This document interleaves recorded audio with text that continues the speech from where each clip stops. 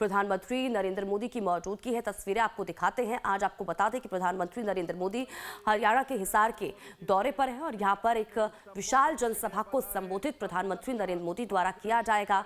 और इस दौरान आपको बता दें कि कई करोड़ों की विकास परियोजनाओं का शिलान्यास और उद्घाटन भी प्रधानमंत्री नरेंद्र मोदी करेंगे, जिसको लेकर बड़े स्तर पर पहले से ही तैयारी की गई थी। तो देखिए, हिसार अयोध्या कमर्शियल फ्लाइट का शुभारंभ यहां से किया गया है प्रधानमंत्री नरेंद्र मोदी द्वारा और बड़ी संख्या में लोगों की मौजूदगी है। प्रधानमंत्री नरेंद्र मोदी को सुनने के लिए तमाम जो लोग हैं यहां पर पहुंचे हुए हैं और क्या कुछ प्रधानमंत्री नरेंद्र मोदी कह रहे हैं सुनवाते हैं आपको। अमर रहे, अमर रहे बाबा साहब आंबेडकर, बाबा साहब आंबेडकर, बाबा साहब आंबेडकर। हरियाणा के मुख्यमंत्री श्रीमान नायब सिंह सैनी जी, केंद्रीय मंत्रिमंडल के मेरे साथी श्रीमान मुरलीधर मोहोल जी, हरियाणा सरकार के सभी मंत्रीगण, सांसद और विधायकगण और मेरे प्यारे भाई और बहनों, मारे हरियाणा के धाकड़ लोगों ने राम राम।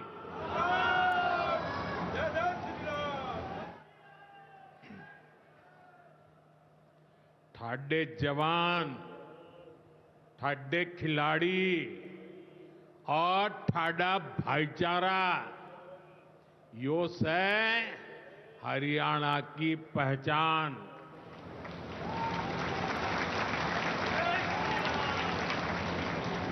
लावणी के इस अति व्यस्त समय में आप इतनी विशाल संख्या में हमें आशीर्वाद देने पहुंचे हैं। मैं आप सभी जनता जनार्दन का अभिनंदन करता हूं। गुरु जंबेश्वर, महाराजा अग्रसेन और अग्रोहा धाम को भी श्रद्धापूर्वक नमन करता हूं। साथियों, हरियाणा से, हिसार से मेरी कितनी ही यादें जुड़ी हुई है। जब भारतीय जनता पार्टी ने मुझे हरियाणा की जिम्मेदारी दी थी, तो यहां अनेक साथियों के साथ मैंने लंबे समय तक मिलकर काम किया था। इन सभी साथियों के परिश्रम ने भारतीय जनता पार्टी की हरियाणा में नींव को मजबूत किया है। और आज मुझे ये देखकर गर्व होता है कि भाजपा विकसित हरियाणा, विकसित भारत के लक्ष्य को लेकर पूरी गंभीरता से काम कर रहा है। साथियों, आज का दिन हम सभी के लिए, पूरे देश के लिए और खास करके दलित, पीड़ित, वंचित, शोषित, उन सब के लिए बहुत महत्वपूर्ण दिवस है। उनके जीवन में तो दूसरी दिवाली होती है। आज संविधान निर्माता बाबा साहब आंबेडकर की जयंती है। उनका जीवन, उनका संघर्ष, उनका जीवन संदेश हमारी सरकार की 11 साल की यात्रा का प्रेरणा स्तंभ बना है। हर दिन, हर फैसला, हर नीति बाबा साहब आंबेडकर को समर्पित है। वंचित, पीड़ित, शोषित, गरीब, आदिवासी, महिलाएं, इनके जीवन में बदलाव लाना, इनके सपनों को पूरा करना, ये हमारा मकसद है। इसके लिए निरंतर विकास, तेज विकास, और यही भाजपा सरकार का मंत्र है। साथियों, इसी मंत्र पर चलते हुए आज हरियाणा से अयोध्या धाम के लिए फ्लाइट शुरू हुई है। यानी अब श्री कृष्ण जी की पावन भूमि हरियाणा प्रभु राम की नगरी से सीधे जुड़ गई है।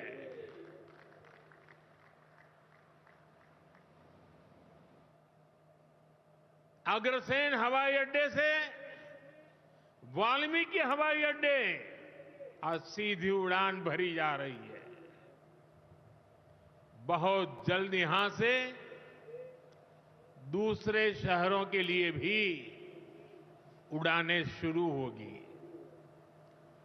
आज हिसार एयरपोर्ट की नई टर्मिनल बिल्डिंग का शिलान्यास भी हुआ है।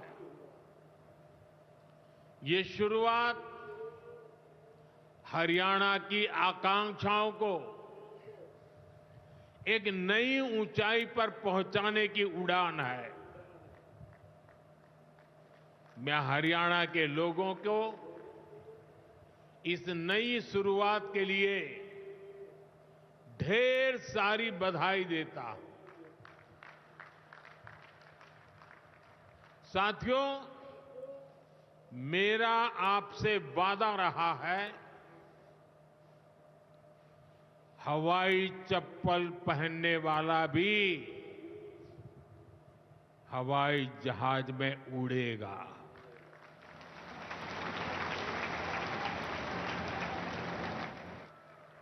और ये वायदा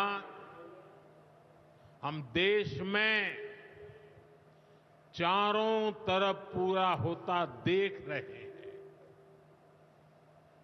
बीते 10 सालों में करोड़ों भारतीयों ने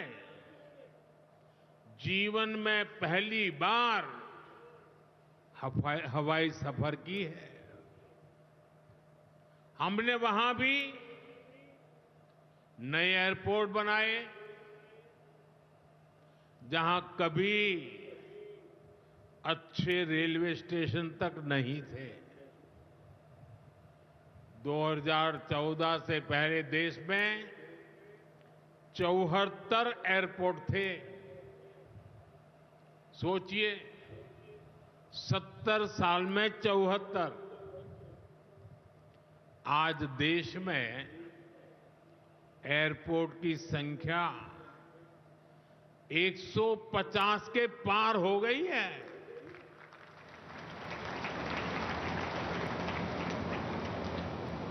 देश के करीब 90 एरोड्रम उड़ान योजना से जुड़ चुके हैं। 600 से अधिक रूट पर उड़ान योजना के तहत हवाई सेवा चल रही है। इनमें बहुत कम पैसों में लोग हवाई यात्रा कर रहे हैं, और इसलिए आज हर साल हवाई यात्रा करने वालों का नया रिकॉर्ड बन रहा है। हमारी एयरलाइन कंपनियों ने भी रिकॉर्ड संख्या में 2000 नए जहाजों का, हवाई जहाजों का ऑर्डर दिया है। और जितने नए जहाज आएंगे उतनी ही ज्यादा नौकरियां पायलट के रूप में हो, एयर होस्टेस के रूप में हो, सैकड़ों नई सेवाएं भी होती है। एक जगह हवाई जहाज चलता है तब ग्राउंड स्टाफ होता है, न जाने कितने काम होता है। ऐसी अनेक सेवाओं के लिए नौजवानों को रोजगार के अवसर मिलेंगे।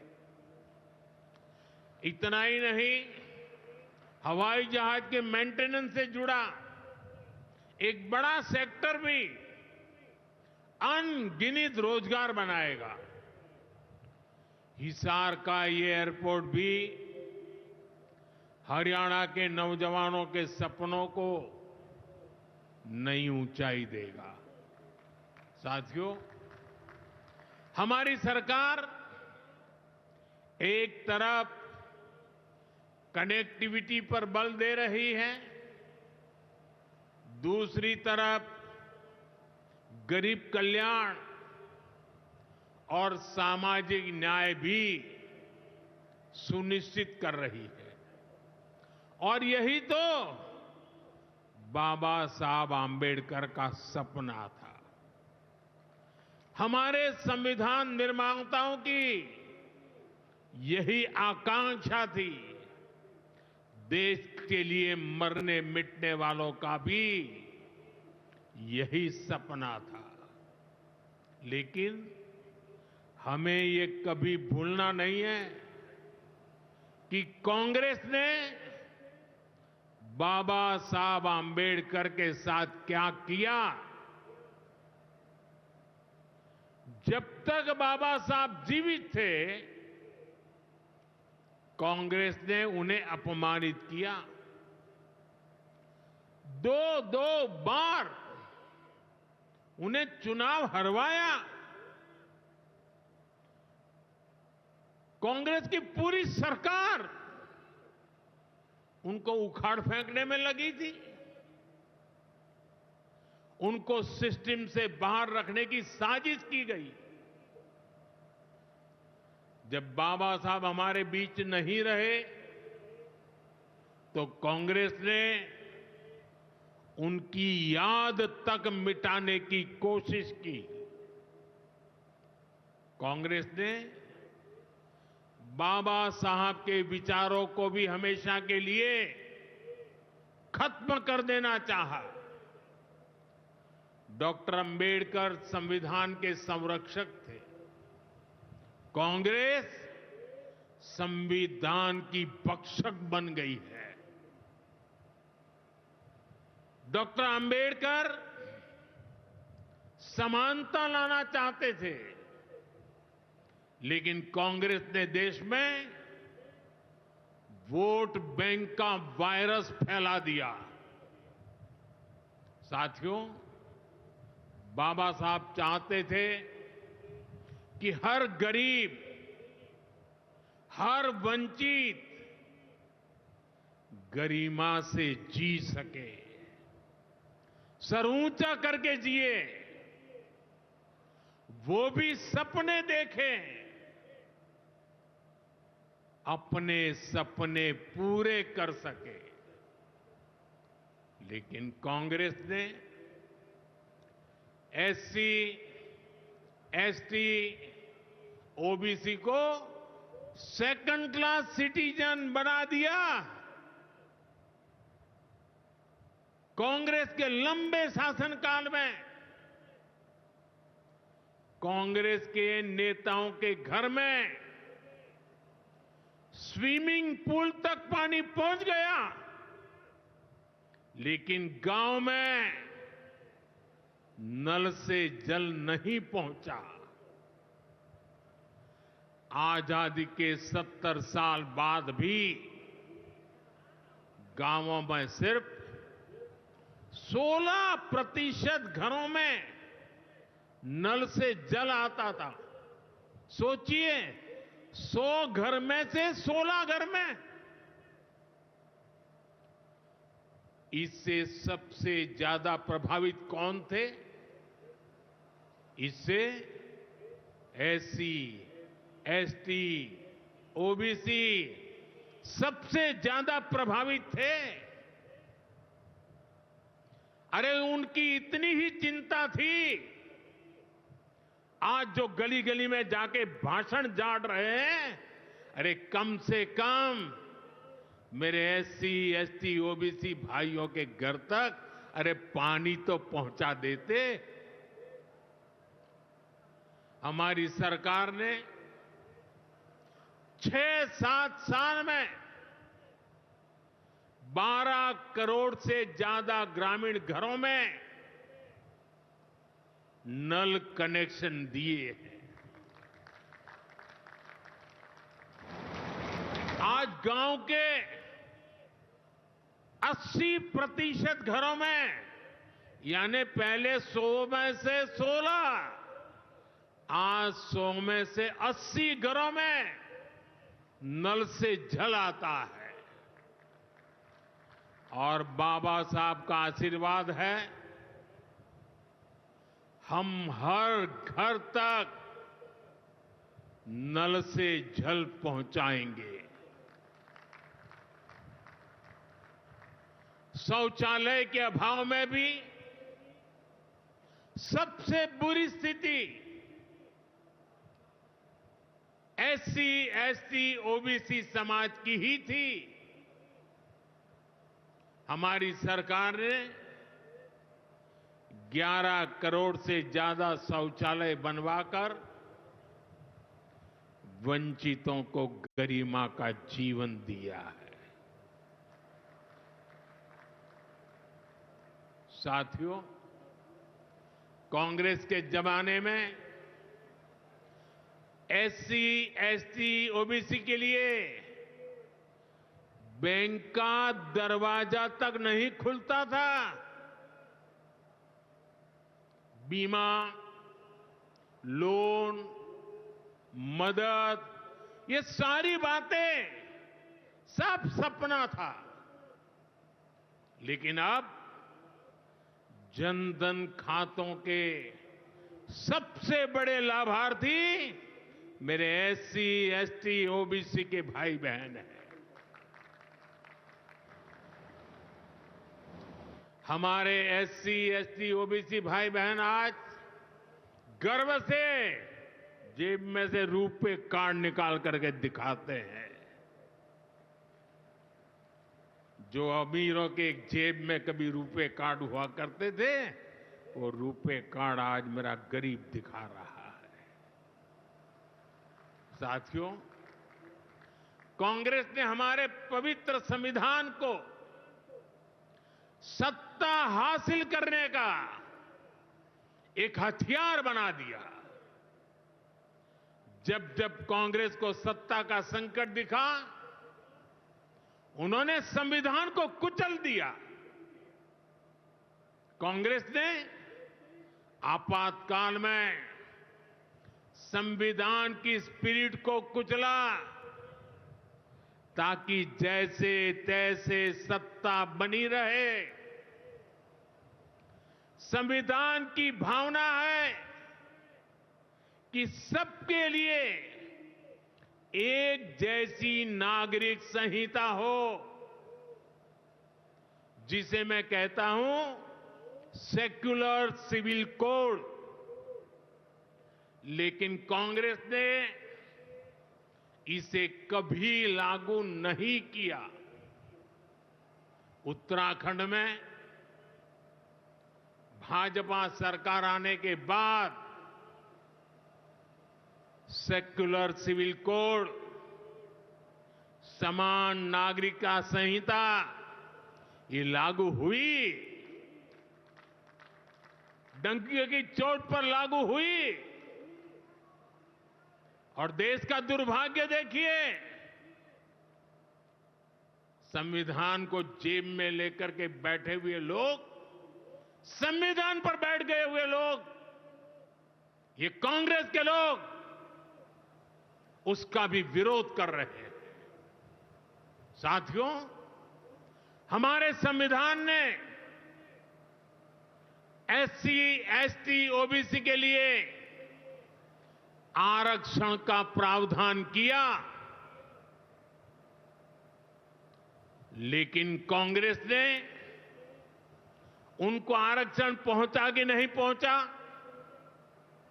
उनके बच्चों को शिक्षा के लिए सुविधाएं प्रारंभ मिलना शुरू हुआ कि नहीं हुआ, एससी, एसटी, ओबीसी के कोई व्यक्ति अधिकार से वंचित तो नहीं रह गए, उसकी कभी परवाह नहीं की।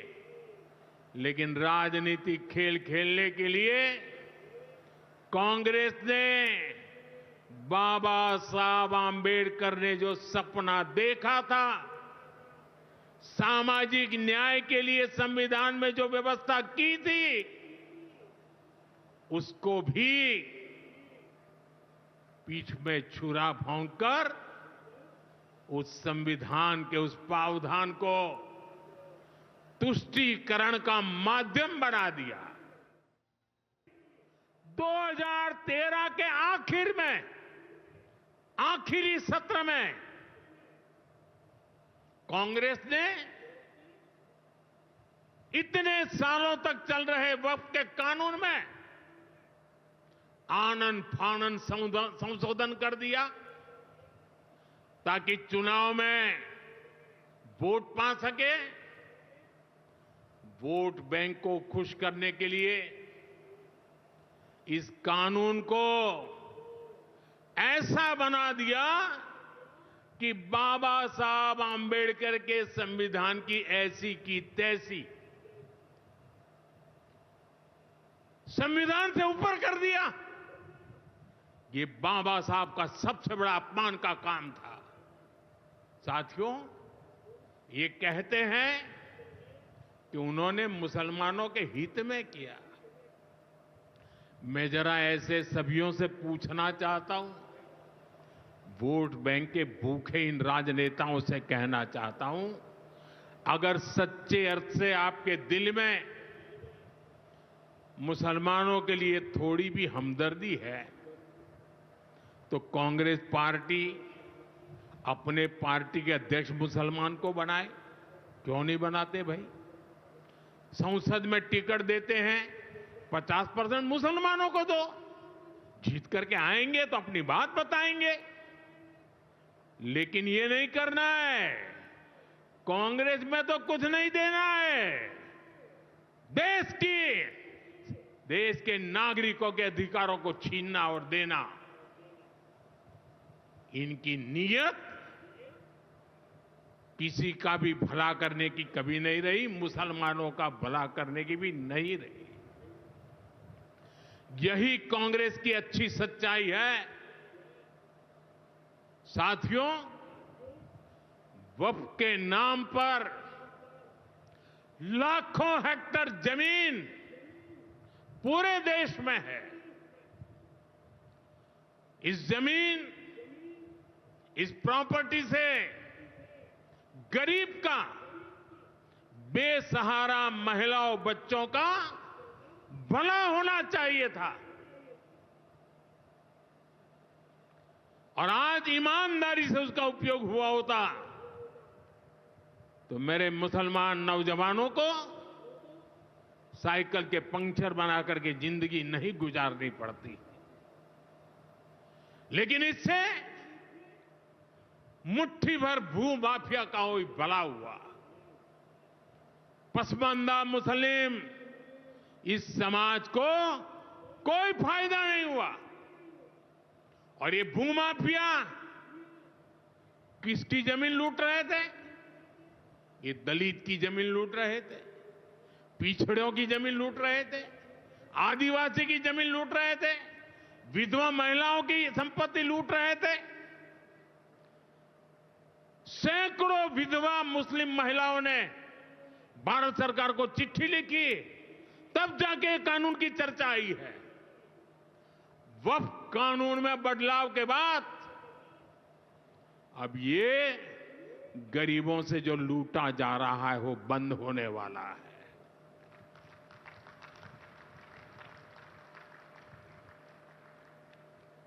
और सबसे बड़ी बात, हमने एक बहुत बड़ा जिम्मेदारीपूर्ण महत्वपूर्ण काम किया है। हमने इस वक्फ कानून में एक और प्रावधान किया है। अब नए कानून के तहत, वक्फ के कानून के तहत किसी भी आदिवासी की जमीन को हिंदुस्तान के किसी भी कोने में आदिवासी की जमीन को, उसके घर को, उसकी संपत्ति को ये वक्फ बोर्ड हाथ भी नहीं लगा पाएगा। ये आदिवासी के हितों की रक्षा करने का, संविधान की मर्यादाओं का पालन करने का हमने बहुत बड़ा काम किया है। नए प्रावधानों से वक्फ की भी पवित्र भावना का सम्मान होगा। मुस्लिम समाज के गरीब और पसमानदा परिवारों, मुस्लिम महिलाओं, खास करके मुस्लिम विधवाओं को, मुस्लिम बच्चों को उनका हक भी मिलेगा और भविष्य में उनका हक सुरक्षित रहेगा। और यही तो बाबा साहब आंबेडकर ने संविधान के स्पिरिट में हमें काम दिया हुआ है। यही असल स्पिरिट है, यही असली सामाजिक न्याय है। साथियों, हमारी सरकार ने 2014 के बाद बाबा साहब आंबेडकर की प्रेरणा को आने वाली पीढ़ियों तक पहुंचाने के लिए अनेक महत्वपूर्ण कदम उठाए। बाबा साहब देश और दुनिया में जहां जहां रहे, वे सभी स्थान उपेक्षित थे। जो संविधान के नाम पर अपनी राजनीतिक रोटी सेकने के लिए निकले हैं, उन्होंने बाबा साहब से जुड़े हुए हर स्थान का अपमान किया, इसे इतिहास से मिटाने का प्रयास किया। स्थिति ये थी कि मुंबई के इंदु मिल में बाबा साहब आंबेडकर का स्मारक बनाने के लिए भी देश भर में लोगों को आंदोलन करने पड़े। हमारी सरकार ने आते ही इंदु मिल के साथ साथ बाबा साहब आंबेडकर की महू की जन्मभूमि हो, बाबा साहब आंबेडकर जी की लंदन की शिक्षा भूमि हो, दिल्ली में उनकी महापरिनिर्वाण स्थली हो, या फिर नागपुर की दीक्षा भूमि हो, हमने सभी का विकास किया। इनको पंच तीर्थ के रूप में विकसित किया है। मेरा सौभाग्य है कि कुछ दिन पहले ही मुझे दीक्षा भूमि में जाकर, नागपुर जाकर बाबा साहब को नमन करने का अवसर मिला। साथियों, कांग्रेस के लोग सामाजिक न्याय की बड़ी बड़ी बातें करते हैं, लेकिन हमें ये भी याद रखना है कि कांग्रेस ने बाबा साहब आंबेडकर और चौधरी चरण सिंह जी, इन दोनों महान सपूतों को भारत रत्न नहीं दिया था। बाबा साहब आंबेडकर को भारत रत्न तब मिला जब केंद्र में भाजपा के समर्थन वाली सरकार बनी। वहीं हमें गर्व है कि भाजपा की ही सरकार ने चौधरी चरण सिंह जी को भी भारत रत्न दिया है। साथियों, सामाजिक न्याय के, गरीब कल्याण के पथ को हरियाणा की भाजपा सरकार भी निरंतर सशक्त कर रही है। सरकारी नौकरियां की भी हरियाणा में क्या हालत थी, आप सबको पता है। यूं किया करते, जे नौकरी लागणी है तो किसी नेता के गैल हो ले, और न तो रुपया ले आ, बापू की जमीन और मां के तो जेवर भी बिक जाया करते। मुझे खुशी है कि नायब सिंह सैनी जी की सरकार ने कांग्रेस की इस बीमारी का इलाज कर दिया।